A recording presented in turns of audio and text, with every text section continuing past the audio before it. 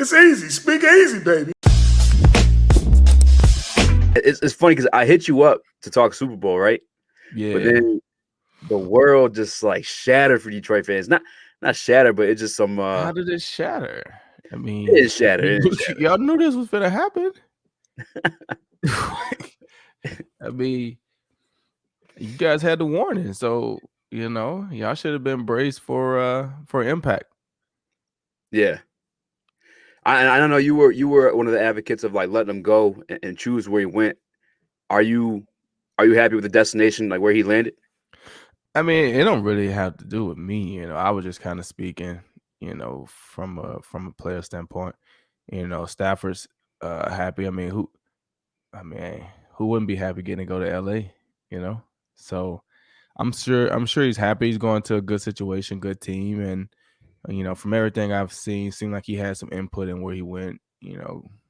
So seemed like it worked out good for him, and that's really all I was concerned about. As long as it worked out good for him, because when you're in a situation, man, where they're trading you, I mean, I guess I was saying that Stafford was nixing certain things and this and that, so it seemed like they did good by keeping him in the loop and trying to work out something that was best for both. But sometimes you get these teams, man, these coaches, these GMs, and it's really about what's best for us, and I mean, if the worst team in the league is offering us the most stuff, then shoot, that's where you got to go. And I just didn't want that for Stafford. I didn't feel like that would have been like cool. So that's why I said something. Yeah. Did you get to talk to him at all? I messaged him a couple of times, but I try not to blow people up, especially during the time, because I know, I mean, you're Stafford. You were the face of a franchise for 12 years. You probably got a whole lot of stuff going on when you get traded from Detroit to LA, and and the biggest trade going on right now in football. So I'm sure he's getting hit up left and right. So I try not to call people and talk to him during those times. I just send him a quick message, congratulations, and he hit me back. So I'll catch up with him at some point. He I hit you try. back. He said, "Finally." No. Nah, man, he didn't. He didn't. He was cool with it. That's Stafford. I'm gonna see if I can get him on. I might bring the DB room back and see if I can get him on. Maybe he won't be as political this time. Say some of the things that maybe he really feels. Hey, if you're talking like that, I for sure would love to hear some of that, man. I saw it too. There's reports coming out. You never really know like what's true or not because like it's never direct, right? But they said that he was hoping to be traded to damn near any team except for the Patriots, and I was like, damn, man. Well, I'm just like, I wouldn't, coming. I mean, especially the fact that Matt Patricia, I think, went back to New England. Right. Yeah, I thought he got some type of job back with New England. And coming from that situation for the last 3 years for Stafford, been kind of ran by New England way or whatever, I wouldn't want to go there either. Especially if I had options, bump that. And when you're Stafford and you've made as much money as Stafford has made, you got options now. Sometimes you have to take what you can get, but when you got options, you don't have to settle. I mean, if they would have tried to send him there, he probably could have put a grunt, right? Now I'm retiring, bump that. yeah. So he didn't want to go to New England. I wouldn't want to go to New England.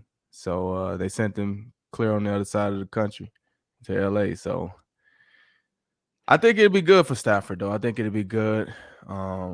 Be interesting to see how he handles, LA life, because I mean, I think what we've all seen from Stafford has been the laid back, reserved, Detroit Lions quarterback. And now you go from that to the LA Rams quarterback. Huge market, huge media market, huge profile, a lot of celebrities, star power. So It'd be good for Stafford.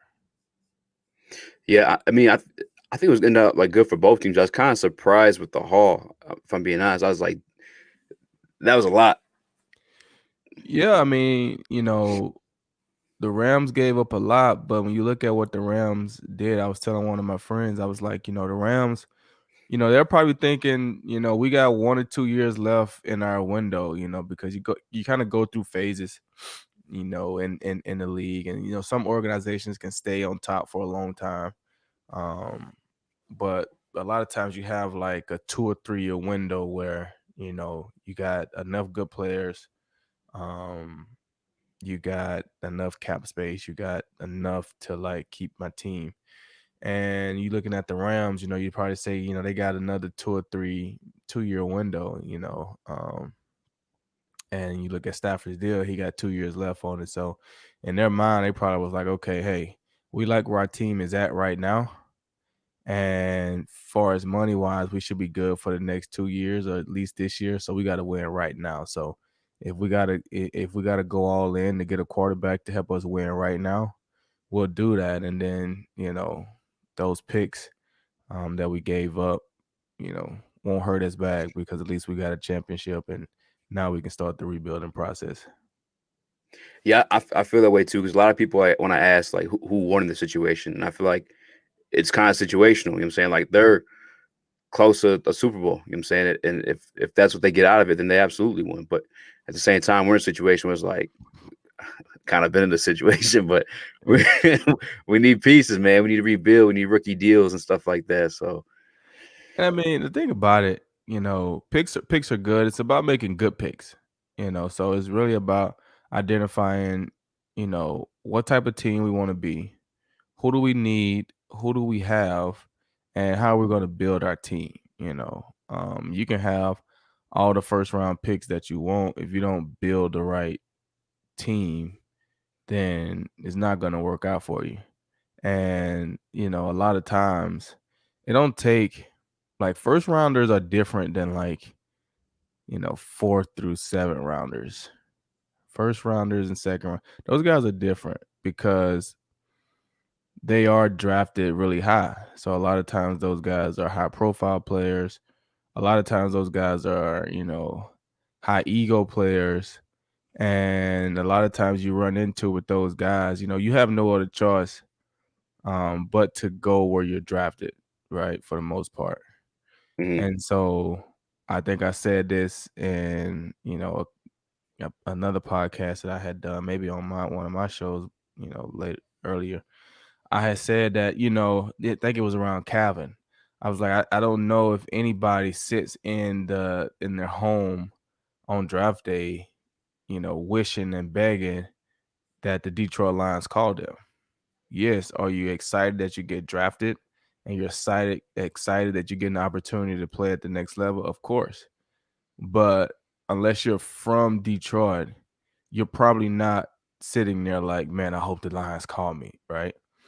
And so what happens is you run into guys that if the organization doesn't start to, you know, do things the right way and create a different culture there, you draft these guys in the first round, but then they're looking to leave as soon as their rookie contract is up, you know.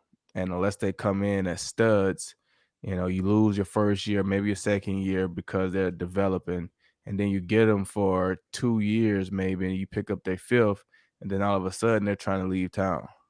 So I think, organizationally, they got to revamp some things, head coaching wise. I don't know a lot about Dan Campbell, but he's been around some good organizations. Played for Detroit, so he probably feels real good coming back. And I like Aaron Glenn. I know Aaron Glenn from Houston, so I like him. How he's gonna be as a D coordinator, I don't know. But I know he did some good things in New Orleans with that group down there. So hopefully it's a good situation. You know what I'm saying? I got nothing but love for the D, but for me, I do feel like I gotta keep it. I gotta keep it 100. So I feel like they balling and they doing things the right way. I'm a voice my opinion. And if I feel like they're not, then I'm gonna voice that too.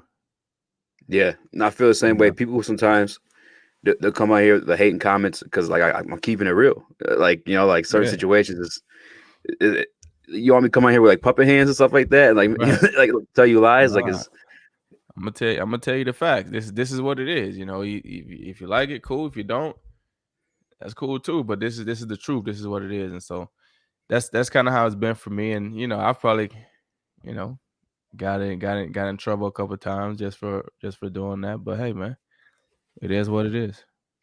ain't no trouble, man. Ain't no trouble. Hey, man, shout out to the fans, man. I appreciate you guys, man. No, for sure. But hey, man, we appreciate you, man. You were in my lifetime because we had Dre Bly, but I was younger back then. In my lifetime, is you and Slay were the first time that we actually had like a backfield. I know Delmas was there too, popping people, but you guys were like making plays. You know what I'm saying? Like picking up the ball, and I mean, you Right. led the damn league that one year. Yeah, and that's the difference. That was the difference in me and Lou. Like Lou, Lou was a fiery player. Um, but I think at some point, the fans they love to see, they love to see guys get hit. But it's something about taking the ball away. You know what I'm That's saying? And nah, like that's what I like. that was a difference in me and Lou. Like if Lou had opportunity to get a hit or a pick, Lou was going for the hit. I was going for the pick. I want the ball. I want the ball. I don't I didn't really care, about, you know, big hits. I wanted to try to make good tackles, you know, take the big hits when I had them. But if it was up in the air, I wanted the ball. And that's what I used to tell those guys cuz I didn't blitz a lot when I was in Detroit. And a lot of times they would call blitzes and I would let the other safety go, cuz some of the other safety, the stronger safeties, they like blitzing, they like to play up in the box, be, Jamal Adams type blitzing and getting sacks. And I used to just always tell those guys, like, man, I'm gonna be honest with you, man. They don't pay me to sack the quarterback.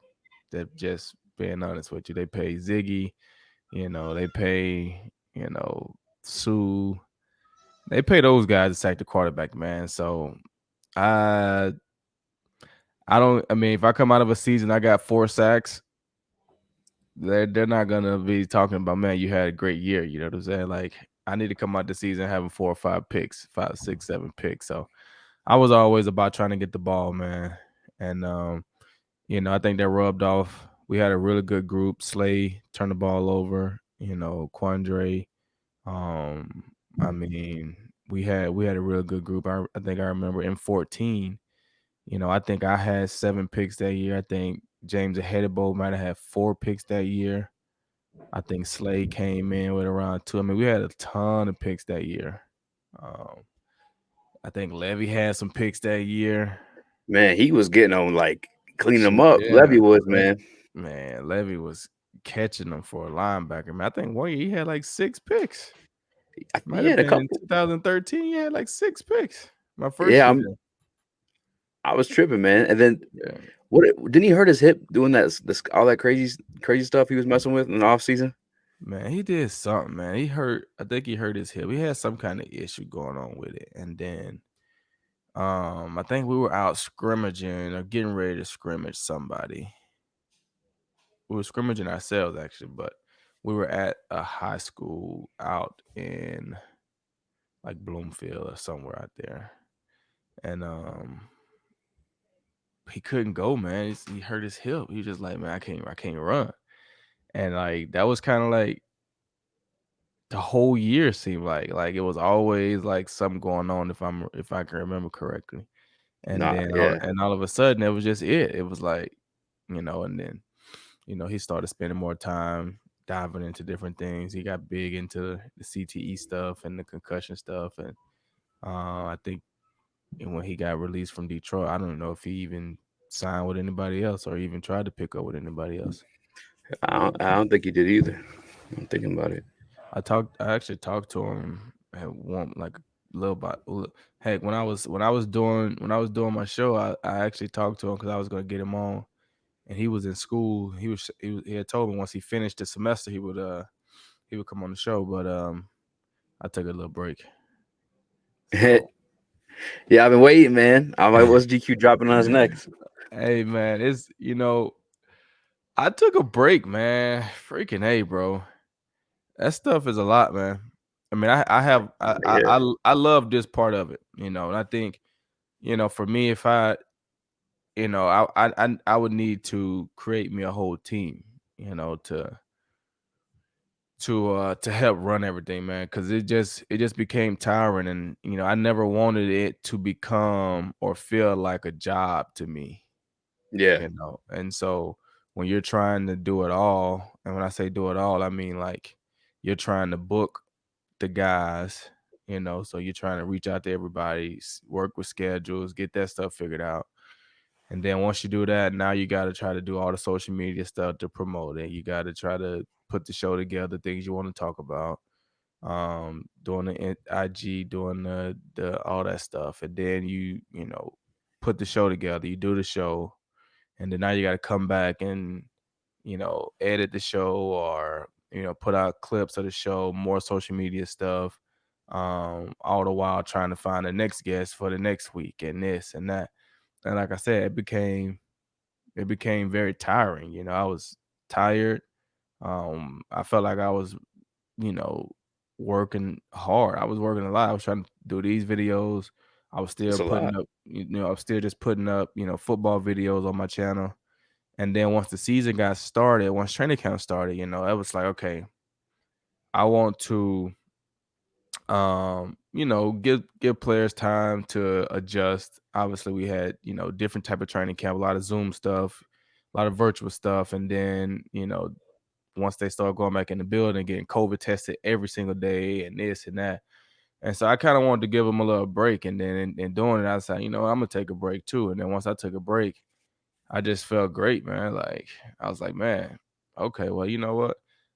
I might just let them go through the season, because the thing that I didn't want to like try to compete or turn into like NFL Network or ESPN. So I didn't want to be up every week, feeling like I had to talk about all the games, feeling like I had to, give my picks and, give my like I didn't want to do that. That wasn't the reason why I started my channel. That wasn't some of the things that I wanted to do. I just wanted to engage with the fans, teach a little football, talk to different players, get to know different people.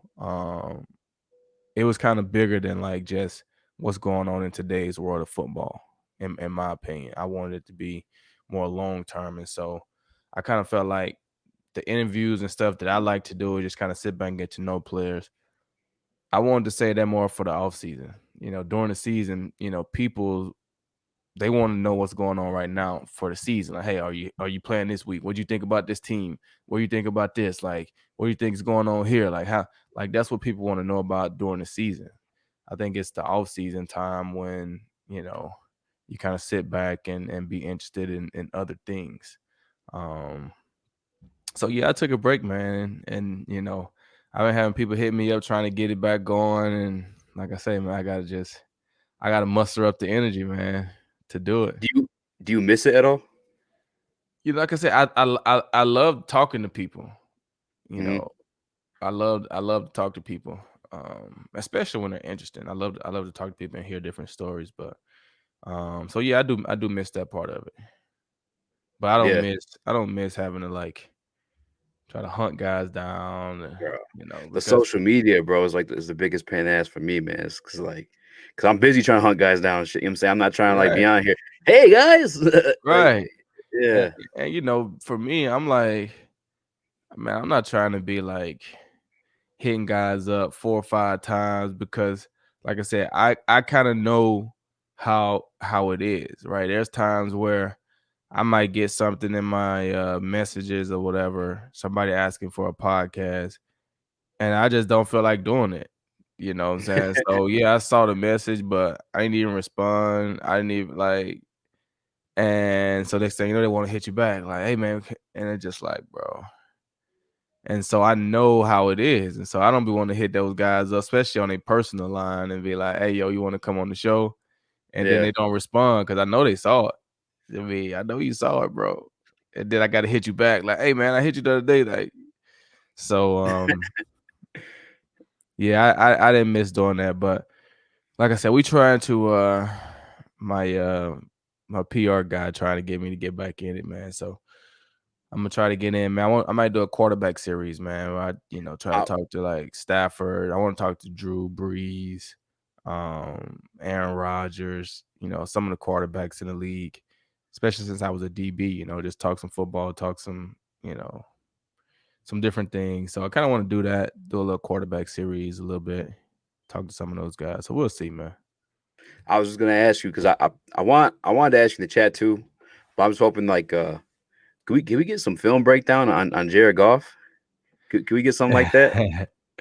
You know what, man? I love doing film breakdown, man. The thing that I ran into with that was for some reason I couldn't get access to like the footage, right? So I had reached out to the NFL, and I just kind of told them what I was trying to do, you know what I'm saying? Uh-huh. And the NFL got all these stickler rules with footage, and they're very particular who they give licensing rights to or whatever, you know what I'm saying? Yeah, Costs a lot of money, and I'm just sitting there like, man, that kind of rubbed me the wrong way, because I'm like, played for the I'm league. I'm not right. I'm like, I'm not sitting here trying to take you guys' footage and make a mockery out of the league, try to sell you guys footage to do it. Like, I'm literally trying to help advance your game. I want to use the plays that your guys are making on Sundays to highlight and talk about how they're making these plays, because I feel like if people know more about the game, they can make it more interesting to watch. Right. So I'm like, I'm trying to advance your game. I'm trying to give knowledge and understanding to the younger people, to anybody that wants to listen.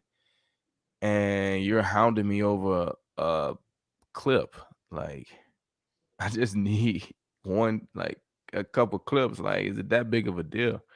But I guess it is. So, you know, I I'll get them for you, man. I get the bootleg ones. so that was the thing for me. Um, is having access to the good film to be able to show stuff, and I've seen guys do different things, like they may just be recording straight off the TV, you know what I'm saying, when they watching games, and that's cool. Like, I ain't got nothing against that, if that works for you. That just wasn't what I was trying to do, because honestly, for me, bro, I don't even really watch that much football throughout the season, man. For real? Nah.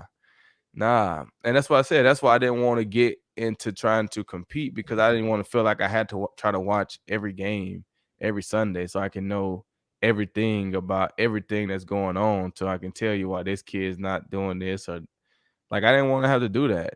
There's times, on Sundays that, so my family, we don't want to watch football. My wife watched a lot of games in 10 years. My kids, they went to a lot of games over the years, and so sometimes we have other things that we're doing on a Monday night or a Sunday or whatever. So, I was very rarely like, nah, we sitting down, I'm watching these games. It was kind of like, if we ain't got nothing to do, I'll peep and see who's playing and see what's on and check it out. But I never cancel plans just to watch some games, man. So, but I caught a lot of games this year. It's a lot easier with COVID, having to kind of stay inside and check out some games. But yeah, man, I just be chilling, man. Like, I Not don't for know, you, man. man. I just be doing my own thing, man. Doing what I can with my kids and having a good time. And I tell people all the time, bro. Like, I feel like when I played in the NFL, I feel like it was all a dream, man. It just, like, I sit back and I look now and I'm just like, man, it seems so long ago, like a whole different life that I played in the NFL. That's like, when I see pictures, I'm like, wow, I played in the league for a long time. Dang. it just seemed like a totally different world, man. It's crazy. It's crazy. Not it's a lot to consume, especially because like you got the commercials too. Like it's really long, man. But from since he is our quarterback, I do want to ask you because I know you did do like film study. How many times did you play golf actually? I think I only played him once. I think. Was that his rookie year? Whatever year they came to Detroit, Yeah, I that think that would was have his rookie year. been. Maybe not. Nah, because we played them in. Let me see. My last year in Detroit, did we play them? Yeah, because I remember playing Seattle. Yeah, I think we played them my last year in Detroit, but I think we might have played them the year before as well. So I might have played them twice. What's your take on him and his skills and I good mean, and bad? You know. for Jared Goff, I think one of the times that I played them, they were in their stride, and a lot of times it's hard to get a good take on a quarterback when they're in a certain system. And so they had a good system going with Sean McVay, good mixture of play action, good run game. He had Todd Gurley at the time. Um, you know, when you can do stuff like that, it's hard to get a good read on exactly how good a quarterback is because a lot of times they're not really asked to do that much. You know what I'm saying? It's No, not yeah, I it's feel you. not it's not hard for those guys to hit wide open targets because you build up on the play action. You know what I'm saying? You're hitting crossing routes. Your defense is playing well, so you're not being asked to do a lot. I think we really evaluate those quarterbacks who are, thrust into situations where they're having to pass the ball 30, 40 times a game and they literally doing everything for the offense. When you got guys like Jared Goff who wasn't really asked to do as much, he comes across as a very viable option as a quarterback. But how much of that was the scheme that he was playing in? Yeah. Is he the same guy when he's putting the shotgun and he's asked to stare at the defense and make a throw 30 times a game? Or, do the Lions change their offense and say, hey, we're going to go more traditional and do what Jared Goff has done in the past and run the ball, play action? You know, Dan Campbell was a tight end. So a lot of times, he may be like, I want to go multiple tight end sets. I want to, you know, bring some big boys in and run the ball and do those type of things because that's what tight ends like, right? So, Hmm. be interesting to see what they do offensively and how they try to use Golf. I think if they use him in that role in that capacity, I think he'll be fine. But I don't know, if they try to just run a generic spread offense and have him just pick the defense apart. I don't know if that's his strong suit, but it may be. I don't know. No, I agree. I was watching a little bit of tape, but it's the highlight tape. You know what I'm saying? It's always like the best throws. You don't get to see the ones he missing or, you know, it, and a lot of it was like short, like dink and dunks type stuff. And I never want to disrespect anybody who obviously played professionally, but I mean, you and I kind of had the conversation before. I mean, you just said it actually. It just depends what kind of role your quarterback has in that offense. Like, Right. And it's so and that's Tom Brady. and that's what it's gonna come down to. Yeah. I mean, you look at a lot of these guys, man. They always have the question of, is it scheme? Is it player? And they might even say, is it coach? Is it player? And I'm the type of person where it's like I feel like it's a mixture of both. You get a good player in a good system, he's probably gonna be a great player. You get a good player in a bad system, he's probably gonna be an okay player. You get a Yeah. good player and a good coach, you're probably gonna have a good tandem. You get a good player and an okay coach, you're probably gonna have an okay player. And that's really how I feel. Certain systems, guys just play better in certain systems. What depending on what they're asked to do. And then sometimes you have these teams, these coaches that see a guy in the system doing certain things and like his ability, but then put him in a totally different system where he's not doing the things that you liked. and it don't work out. You see it all the time. Guys leave one team where they thrived, go to another team, and they seem like totally different players. And you've seen it the opposite, where guys are on certain teams and they can't even play, and then they go to another team, and it's like, case in point, you look at Kyle Van Noy, right? That's exactly what went to my mind when you said that. Exactly Kyle what Van went to my Noy mind. was in Detroit, and they was almost running him out of town because he couldn't get done in that system what they wanted him to do, right? Gets traded to New England, and he turns into this totally different player that you're looking at like, man, Detroit just let this guy leave? He's making sacks, he's picks, making plays. Stop reminding me. The guys are always like, man, Detroit just let that guy go. Well, it wasn't that he just didn't fit the system of what Detroit was doing at the time. And Kyle was younger. He was only in his first or second year.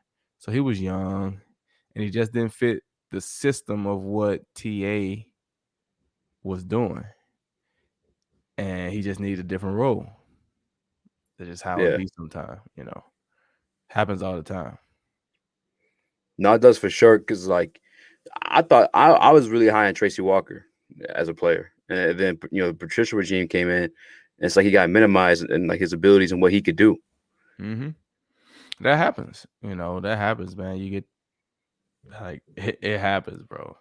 It happens, and I talked to Tracy a lot this year, and some of the stuff.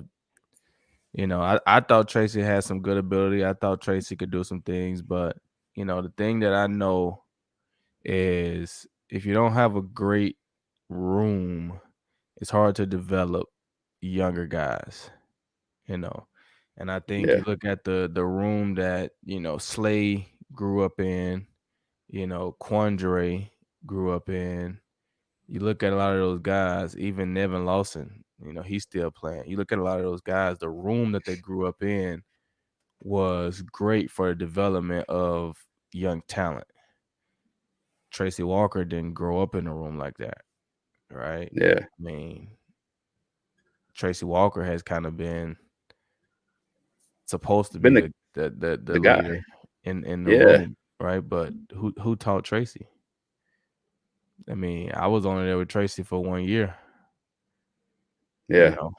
And then, I left, then Slay left, then Quandre left.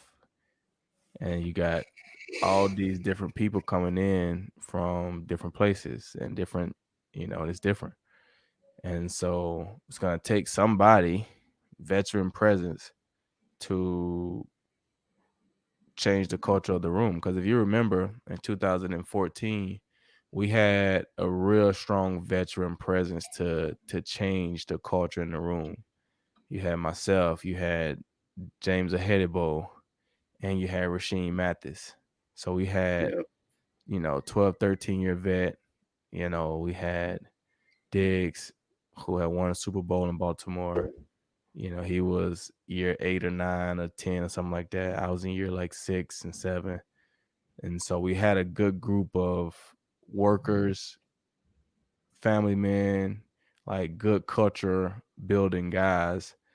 And Slay benefited from that. Quandre benefited from that. A lot of those guys benefited from that room because it was a lot of knowledge.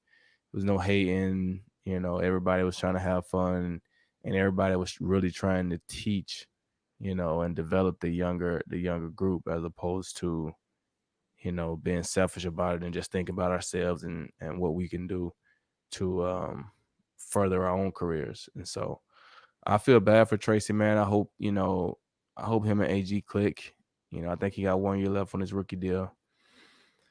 So I hope he can come out and have a good year, man, and, make a little money, or, it's sad to say it for Detroit, but, leave and have to go somewhere else. So, yeah, it happens. I understand it because, even with Kenny Galladay, and I know he may be looking to try and come back or whatnot, but he was hurt towards the end of the year. It was a bad season, a bad coach, a guy who literally drove out all those leaders and yourself, Darius.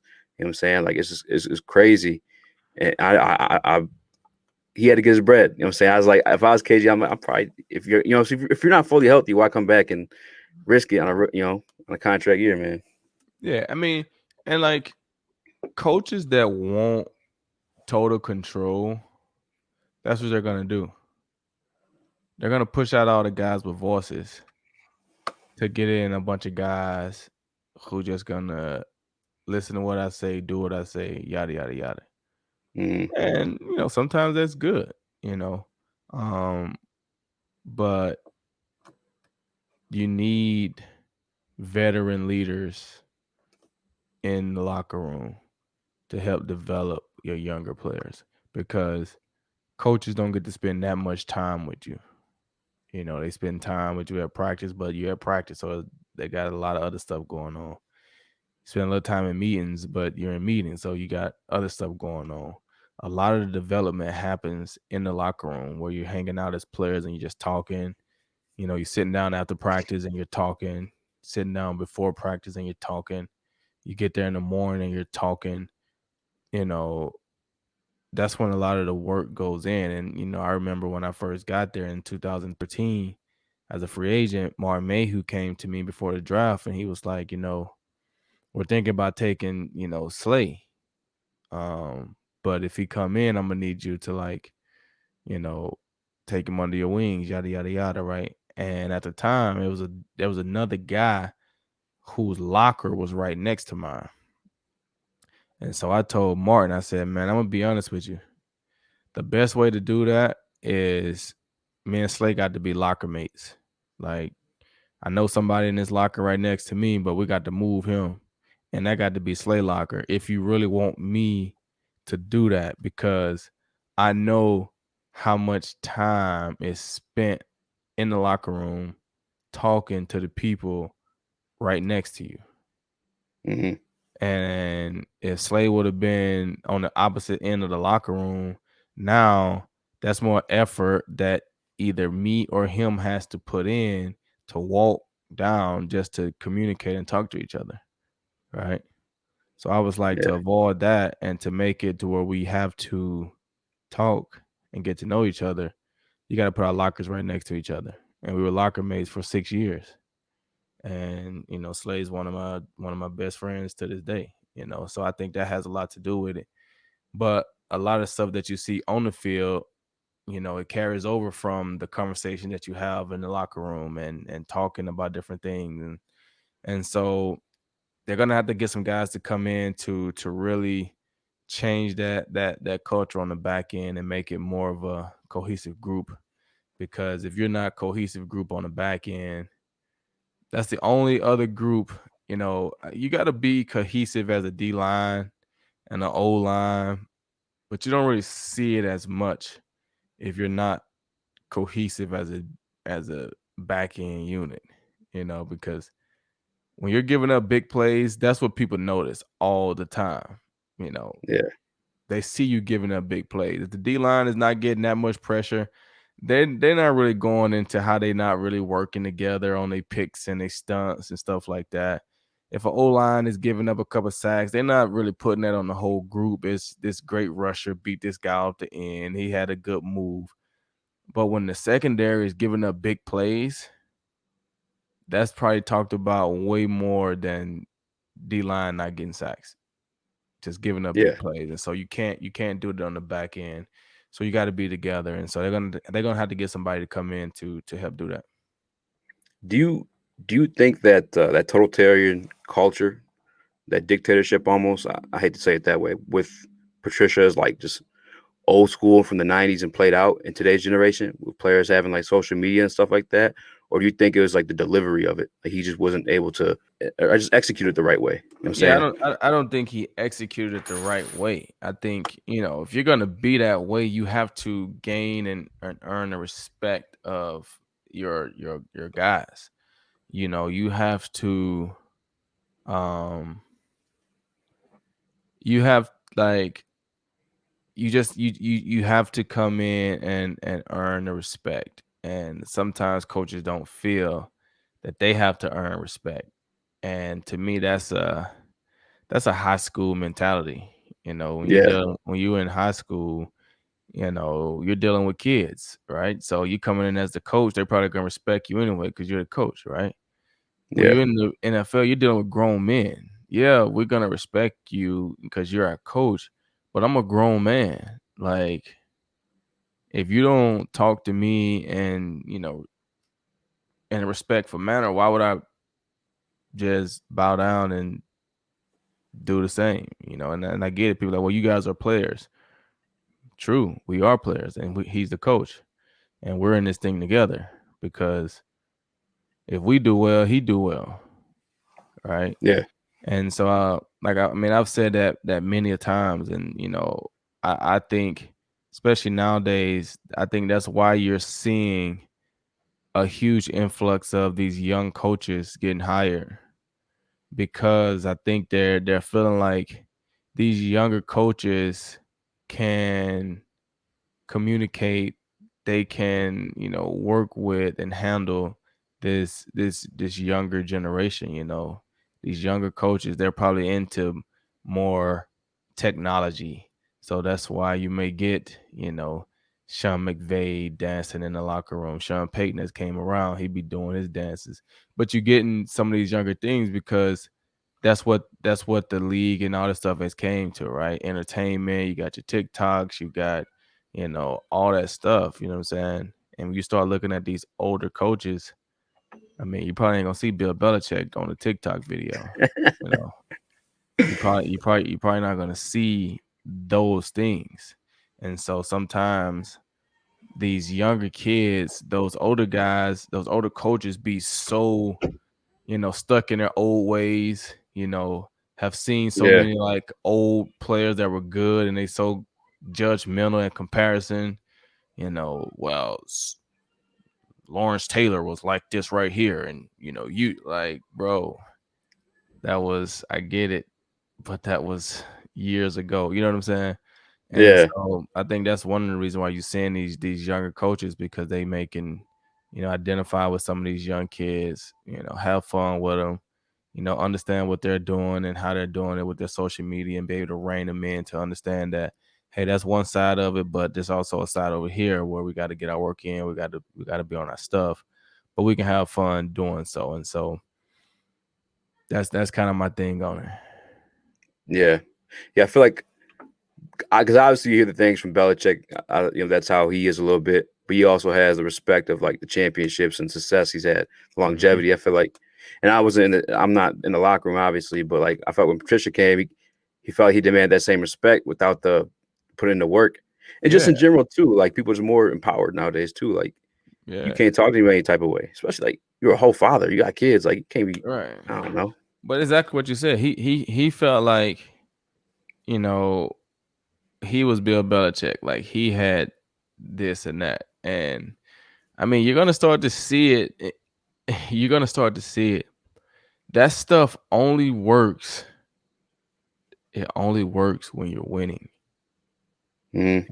It only works when you're winning.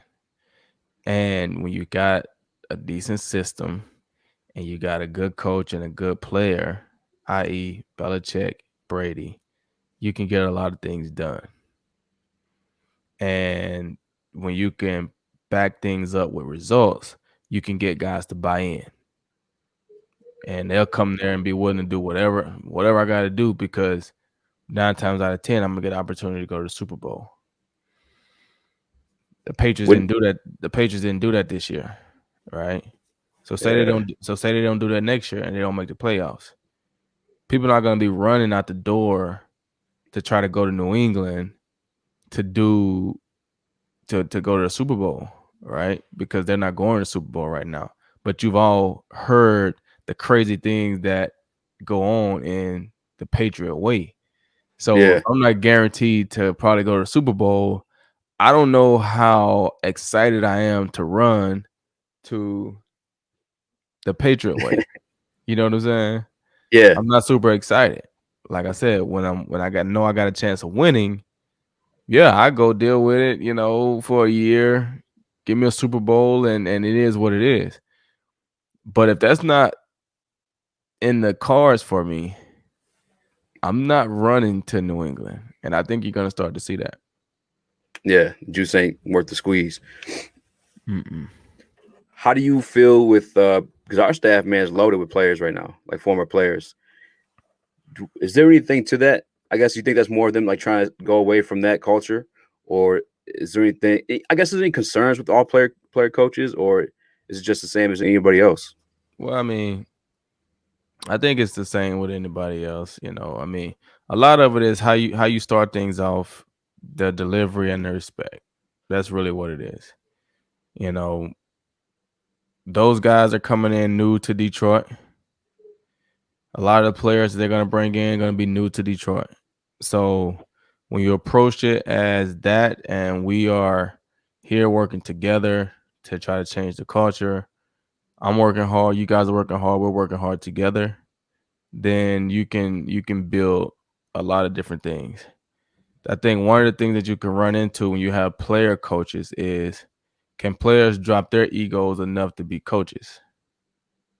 Right? Can a player It's a great drop their point. ego enough to be a coach, or does this player have this huge ego of, I'm such and such. I've played in this league a lot of years. You should just do what I tell you to do. It's wrong attitude. Hmm. Wrong attitude. Right? Yes, you have played. Yes, you are respected. But you know how the young guys are.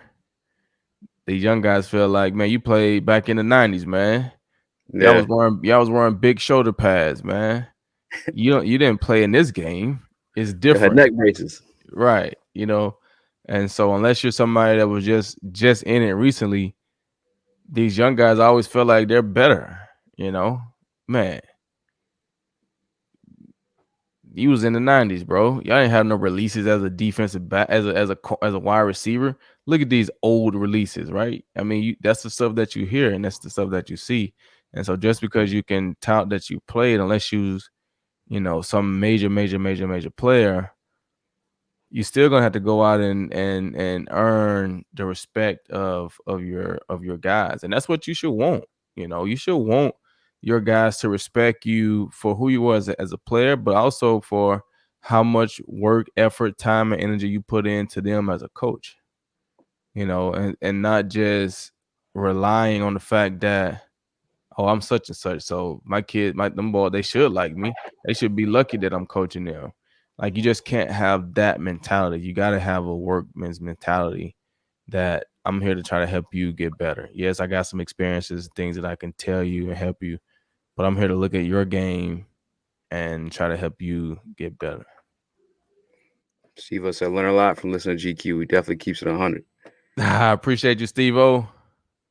That's facts, man. That's why I love having you on. And I think you saw it when I posted on my story. Somebody asked me who was I most nervous to speak to, and it was you, because bro, I learned so much just sitting there. I'm like, bro, I'm not ready to talk football with this guy. It's a whole it's a whole nother level. I feel like from when he even talks to football people. I think the one thing that I try to do, like I said, I have to keep it real, but I like to identify with the fans and let them know, like, some of the ins and outs that goes on in the game. Things that happen. You know, things that you know you see, things that you understand, some things you don't understand. Um, and if nobody ever tells you, then you never know. And so I like to connect with the fans and answer those questions that you know they want to know, because people have those same. They're like, man, how does this stuff happen? I still have people. I still have people, bro, that feels like games are rigged.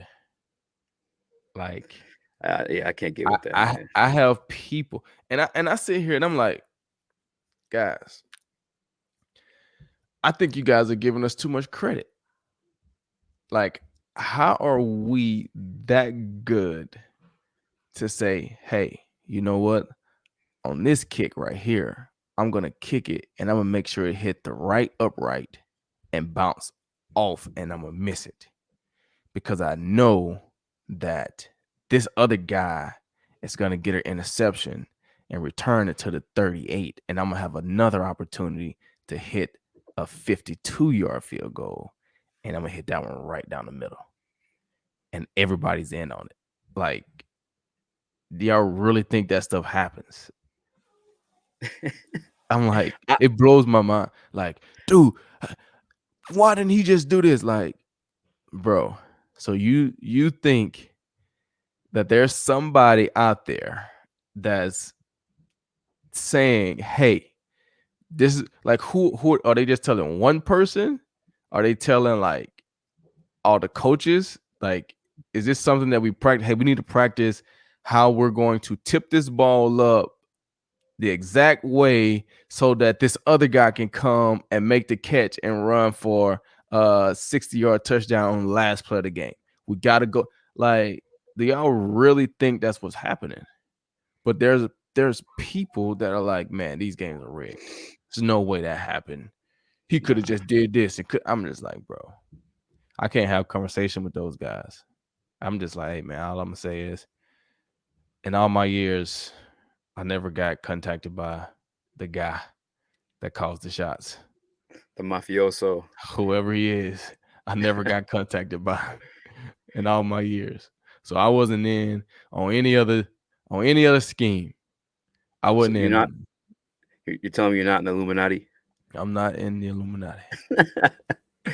Yeah, I can't have conversation with those people either because they're not realists. But I do, and we spoke on this before. The last time we talked, so you guys probably check out that interview after this. But I do think the refs sometimes have some hand in it, and I don't know if it's like from mistaking or like what. It's just sometimes some consistently like just bad calls, man. See, and that's the thing. Like, so refs and players are different, right? Yeah, Refs and players are different because this is my thing as when you talk about refs. To me, refs grew up just like everybody else, right? They were little kid at one point. They were toddler. They were adolescent. They were a teenager. They were high schooler. and now they're They were in blind. college. So that guy that grew up as a super Dallas Cowboy fan or a super San Francisco 49er fan, just because he got a license or a certificate that he can be a referee, doesn't mean he's not still a Dallas Cowboy fan. Doesn't mean he's not still a New Orleans Saints fan. Now, they're going to try to call the game as fair as possible. But I think if it comes down to 50-50 calls that could be made, couldn't be made, I do feel like a lot of times, a ref they may side with how they feel. If I got a ref that, he played more physical when he played, he's probably going to be that ref that let you play a little tougher in the backfield, right? He probably not going to call as many PIs and stuff like that because he like being physical. I think the thing that you run into is not consistent across the league.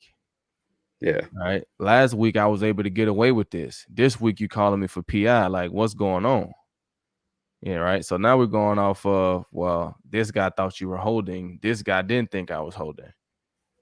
So how do players make that adjustment? Because it affects ball games, right? I mean, you can look at just what happened in the NFC Championship game, right? There's a plenty of times where it looked like Green Bay was getting held, right? Devontae Adams, a couple different guys. Plenty of times looked like they were grabbing, tugging jerseys and hold them, and they didn't get a call. On the last play of the game, Buddy grabs Buccaneer jersey.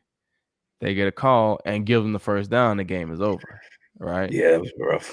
So now it's like, okay, well, that's tough, And like, you also got to think about this. Like, if I was a referee, I would never really want to be like the deciding factor in a game like that. You know what I'm saying? Like, this is basically the play of the game, and I'm going to basically end the game for the Green Bay Packers because I'm gonna call holding and give them a free first down. Right. So you got to think about this type of stuff. And like I said, and I do feel like, because we've seen referees get caught up in stuff like that, right? Because refs are human. So Yeah. I'm not saying that there may not be a situation where a single ref or somebody could try to do certain things to throw a game. I'm talking about how they try to make it seem like the players are in on the throwing of games. And that's what I don't understand. Even when it comes to basketball, I'm like, dude, it doesn't matter how they drew it up. He still had to hit the shot. Like, he still had to shoot it from half court and make it. That's not a guaranteed type of thing. You know what I'm saying? Yeah. And so, but like I said, I feel like refs, they could affect games in that way. Like I said, for me personally, I might be like, hey, man, this is a game on the line. Unless they tackle Buddy, I ain't calling no flag. Period. I'm gonna let them duke it out. You know what I'm saying? If he tug a jersey a little bit, hey man, y'all been playing all game. This the game to go to the Super Bowl. I ain't sending you to the Super Bowl because I call a little tug on the jersey. No, Yeah. I'm not doing it. That's just me. The other guy may not feel that way. He might be like, hey, I'm gonna call it exactly how it is. I saw tug a jersey, so he tugged the jersey. But you can call illegal. You could call illegal contact every single play on the secondary because you're technically not supposed to touch them after 5 yards. So every single play, somebody gets touched after 5 yards. So if I'm a referee and I really want the other team to get a first down, I could call illegal contact every single play. Yeah. And that's how I feel sometimes too. Because like, I don't know if you watched. I think it was last year. No, it was the year before that. Us versus Green Bay, and we had that really weird holding call on Trey Flowers. You know what I'm saying, the way he was just dipping into my man's shoulder pad, they called it a face mask because he was pushing him back so far. But it's like that, and that's twice we've seen the game. So obviously, it's been happening all game. Why just choose to call it those 2 times? Right? It's weird. I wish they can get penalized, like fined almost, like players do. But then maybe they start leaning towards the Illuminati or the guy to get some extra bread. Like it's weird, man. Like I said, I think just as players, you just wanted to be consistent, consistent across the board. If this is how we're gonna play, this is how we're gonna play. Because it used to be like that with like uniform guys. I'm sure you guys have heard or whatever, but people get fined all types of things for like uniform violations, and it's like, well, my guy, I've been wearing the same thing every single week.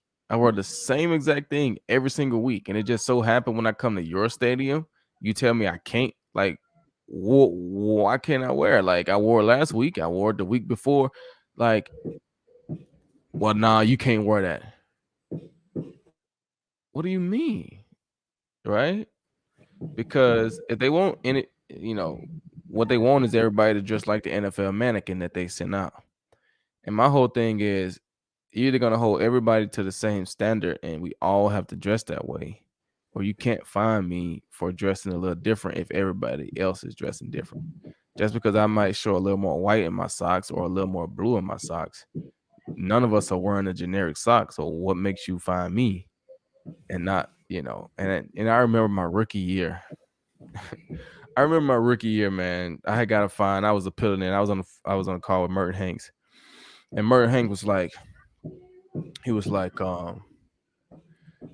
because I was trying to basically say the same thing. Like, dude, I wore it last week. I wore it the week before, and I didn't get fined. Why I get fined this time? So he tried to say, hey, do you speed when you drive? I was like, sometimes, yeah. He's like, do you get a ticket every time? I was like, nah, police might not see me sometimes. You know what I'm saying? He's like, well, that's kind of how this is. And I'm sitting there like, no, it ain't like this. I said, because at the end of the day, if I'm speeding, if a police is out clocking, right, and I'm speeding, every time I pass him, he gonna pull me over, right? Now, if I'm on the highway speeding and the police is not there, they don't see me. Obviously, he can't pull me over. But if I pass a police who's on the side of the road clocking people, if I'm speeding, he's gonna cut the lights on. I said, so that's kind of how it is. You got uniform guys at every single game. It's not like, hey, we didn't even have him at these last 2 or 3 games, so that's why you got away with it those last 3 games. But this game, he was there, so it wasn't right. No, you got guys there every single game. So why are you just not finding me, or why does this guy get me and not that guy? So I think as players, you just want it to be, consistent. If you're gonna call it, call it. If you're not, then don't call it. Don't call it when it benefits you or when it doesn't benefit. Like, don't do that. Like, it is what it is. If you're gonna put a rule in, say legal contact is anything past 5 yards, well, then that's what it got to be. Yeah, Or nothing at all. it is weird and it's really sticky because I don't know how you correct it. Like, do you correct it with finding them, or do you think that just leads to like them finding money other ways?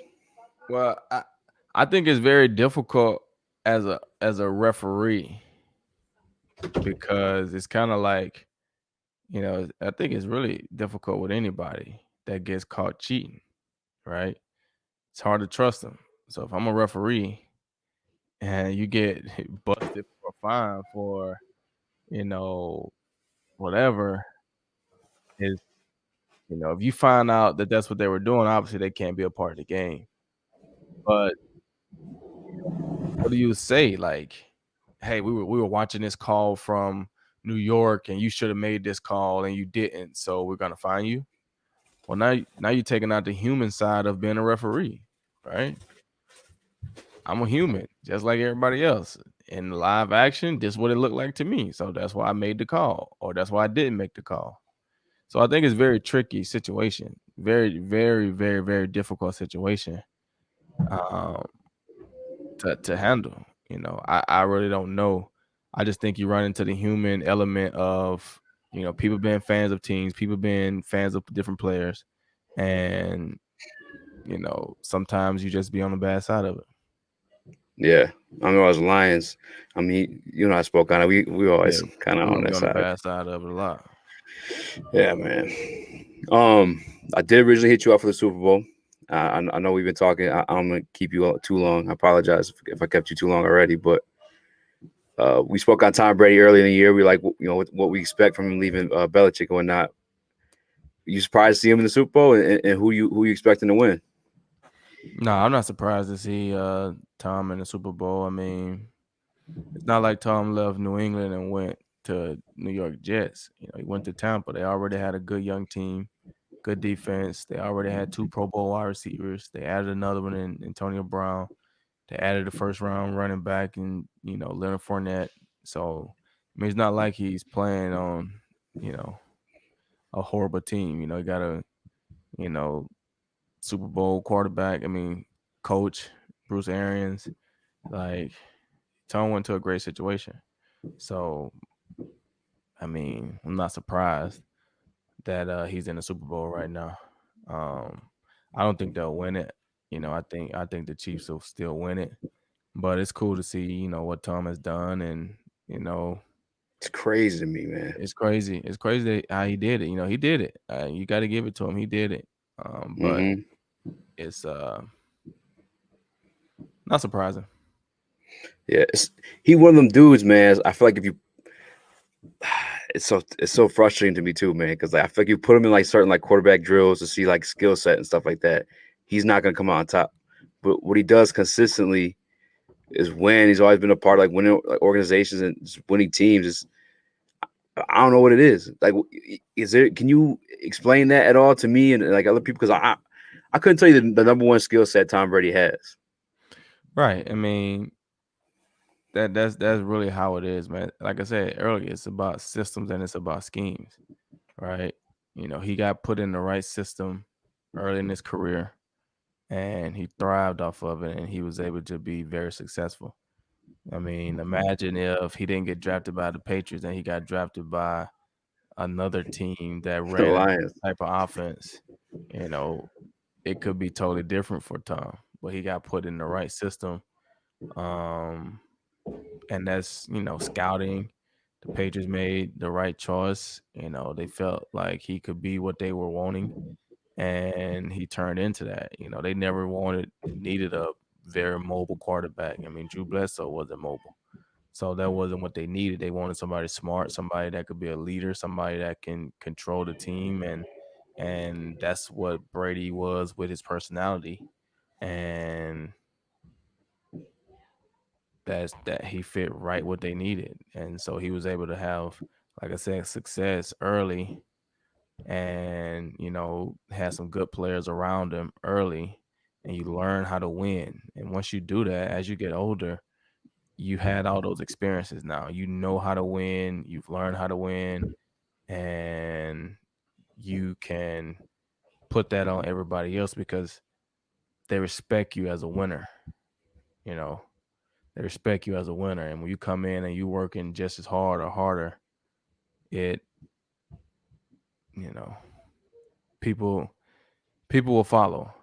And that's the one thing Brady has done. And so, like I said, going to Tampa, did the same thing. And so, like I said, he didn't go to, awful team. He went to a good team that needed a quarterback, and he delivered. And I think that's kind of what you're seeing with the Rams right now. They probably feel like we got a lot of pieces. We just need a quarterback, and they probably hoping Stafford can come and deliver. Yeah. This one, if you gotta get going at all, or am I holding you up? I'm good. All right. This one, selfishly, little pity jab at my man in comments here real quick, but how much of a blame do quarterbacks hold though when stuff does go wrong? Because they do touch the ball every single play. They can change audibles. They can change stuff like run plays and stuff like that. Like, and again, this is me getting that Luke G. That's what I'm calling him out right now. That's my boy though. But would you say that's the most important position though, like on the football team, or who? Yeah, you got to have a quarterback. If you don't have a quarterback, you can't win. But at the end of the day, and that's another thing that I kind of get, I don't want to say upset with, but I kind of have players' backs because every system is not the same. Like, just because you look at one quarterback and you see him out there changing plays, that doesn't mean that every system is like that. Some quarterbacks don't have the freedom to just audible and change plays to whatever they want to call. But most fans might assume, oh, he's seen it was blitzing off the edge, he should just change the play. A lot of times it's not that easy because the coaches or the play, they don't have that same freedom. Mm-hmm. Right. Sometimes you get very egotistical coaches and they want to call the play. And so they don't want to give you, the freedom to play the game and see things and change the plays, because then what do you need me for? If you're just going to change all the plays that I call as an offensive coordinator, why do you need an offensive coordinator? So a lot of times you don't really get to change. You might can go from this side to that side, but you don't really get to change the plays until you've built good relationship with your coaches. They understand you, they trust you, they know, that we're saying the same things, and they give you that freedom to change plays. And I think, that was one thing about Stafford. If you look at Stafford, in my opinion, when he was in controlled situations, I don't feel like he thrived as much. When Stafford got in situations where we're down, hey, we're going to hurry up, spread offense, Stafford, you just like whatever, gunsling, he was at his best, right? That's what he loved. That's what Stafford was. Spread him out, rhythm type dude. let Stafford do his thing. When you try to control him and, hey, you're going to do this, we want to do this, sometimes that's not what's best for, certain players. And I felt like Stafford always thrived better to me when he was in no huddle, hurry up, spread, do your thing. End of the game, 2-minute drive, do your thing. To me. Yeah. The conversation obviously came up with us, with Lions fans, because they always, people harp on the QB stat thing, and I get the end result of a win-loss is, and this ain't even a QB stat thing. These guys getting at me in the comments trying to get me to ask that stupid question. I ain't gonna ask that dumb question. But I guess the level of blame, does more of that fall on the quarterback though? Because like in a Stafford situation, like who you gonna bench? You gonna bench Stafford for who? You know what I'm saying? Like, you really about to if he called an audible, you really about to bench Matthew Stafford and put in, no disrespect to Chase Daniel, but like Chase Daniel, like, you know. Yeah. And I feel you, man. I'm gonna put you in that type of situation. But you No, got I'm just the saying that's what like I said, that's what fans would say or think. Like, man, Stafford can just do that, man. Like, what are they gonna do? They're gonna bench him? No, they ain't gonna bench him. But that's the respect factor between players and coaches. If Stafford gets out there and just start doing his own thing, how does that like how does that look far as the relationship between players and coaches? Because the other players are gonna know, because everybody on the offensive side know, hey, this is our system. We don't really change stuff. So if Stafford get out there just doing his thing, they're gonna be like, man, Stafford don't even be listening to the offensive coordinator, man. Stafford do what he want to do. So now as a player, I'm gonna be the same way. Hey, man, offensive coordinator said this, and that. Bump that, man. Stafford gonna do what he want to do in the game. So I ain't even listening to the offensive coordinator. I'm gonna do what Stafford say. Right? yeah. You change the whole coach player relationship. And then that's when coaches get fired, because now the head coach is like, you don't even have control of your own guys. You know, that's when you saw some coaches get fired because they be like, the owners be like, well, they lost the locker room. Yeah. The players don't even respect you anymore. You're done. You know. Put a So, fork in them. yep. Well, man, I appreciate you coming on. Do you want me to let the people in the comments ask any questions? You got to get going. What do you got going on? I think I was supposed to be somewhere at 5:30. All right, I'm gonna let you go then. I do appreciate you taking the time. And if you're looking for teammates, you know what I'm saying, for the DB room stuff, I'm here, baby. You know what I'm saying? You know what, man? I might have to do something, man, because like I said, I do kind of want to get it back going, man, but I got to put my team together. Hey, I'm here for it, man. I appreciate you, man. I appreciate you. I'll let you get going on that one then. All right, man. Thanks, GQ. Yes, sir.